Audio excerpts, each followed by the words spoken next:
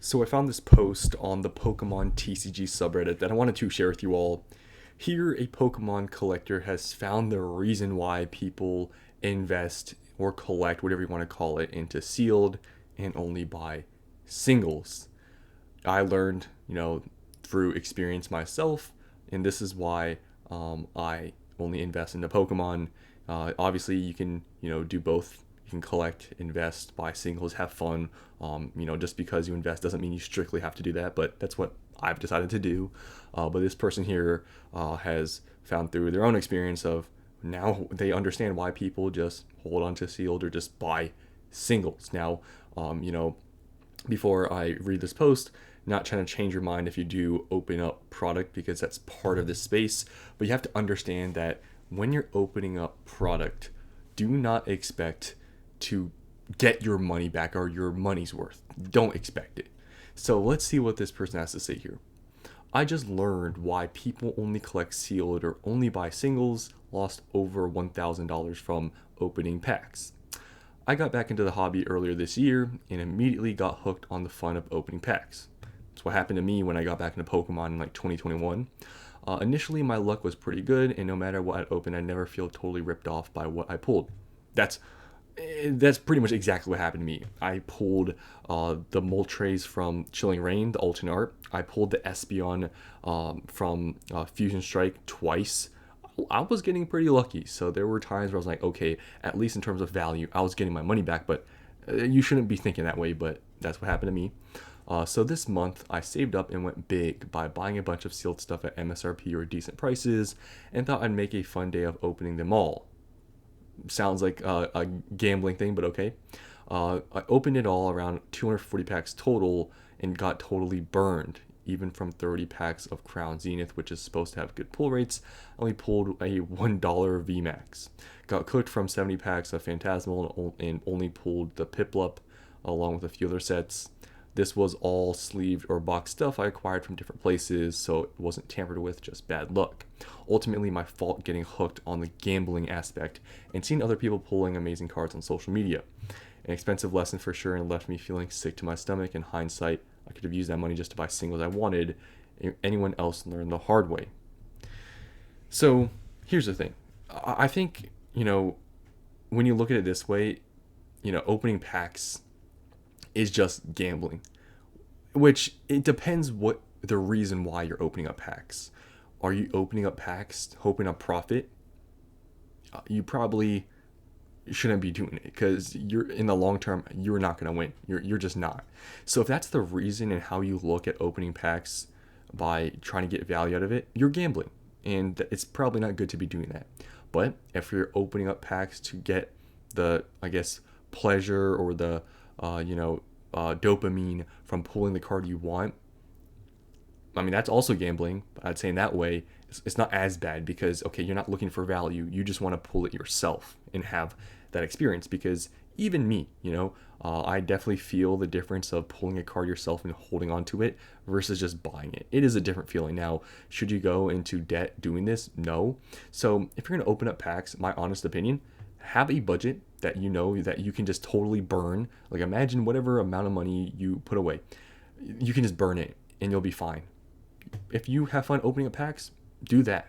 Have a budget that you can just burn and it won't hurt and it won't harm yourself financially, and put that towards opening stuff. But don't expect to get your money's worth. I see so many people that are considered to be wholesome collectors talk about losing money on opening up sealed product. You're not supposed to make money. That's not how it works. And a lot of people, I know it's a thing, and it's because value is part of this space. But so many people look at opening up packs in such the wrong way. Obviously, some sets possibly are much harder to pull anything like decent or nice artwork than other sets. Maybe avoid those. But I mean, opening up packs, it's supposed to be experience for fun. I mean, there is obviously a gambling aspect to it, but if you're going to do it for the reason of trying to get your value's worth or money's worth, you're better off not doing it because it's most of the time not going to happen. But like I said, it doesn't mean you should stop, because you can still open stuff up for fun, but you have to look at it from a different angle. And I think this person definitely got a little bit of false confidence pulling some good stuff in the beginning, and they decided to go all in, and they failed. And like I said, this sort of is what happened to me. I was getting extremely lucky opening stuff, and the value would sort of equal out. But eventually, obviously, it didn't work out in the long run, and that's why I stopped opening stuff up. So let's just read what some people have to say here in the comments below. I'm pretty sure they're probably going to say similar things to me, but let's see what they say. Honestly, you have to consider opening packs as an entertainment budget because return on investment on packs is dreadfully low in the long run. I like opening them and then cataloging them, sitting and cataloging a bunch of cards is in my peaceful place.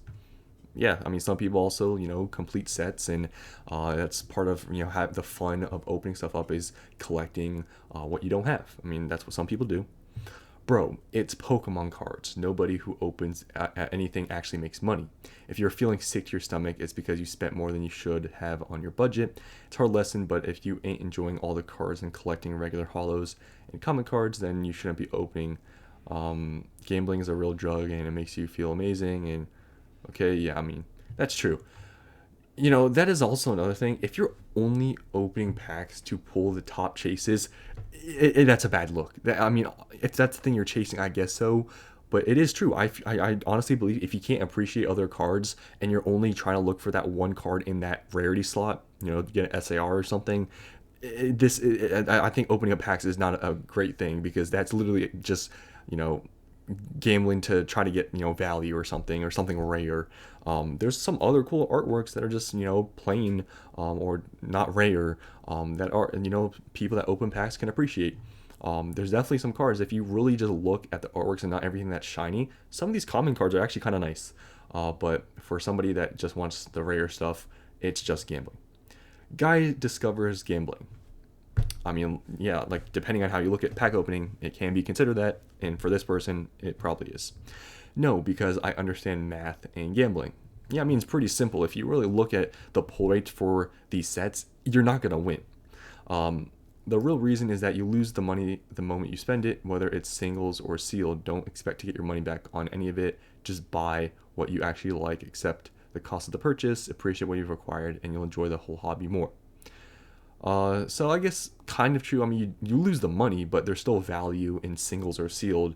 In terms of don't expect to get your money back of any of it. I mean, sealed investing, we all know long term, things go up.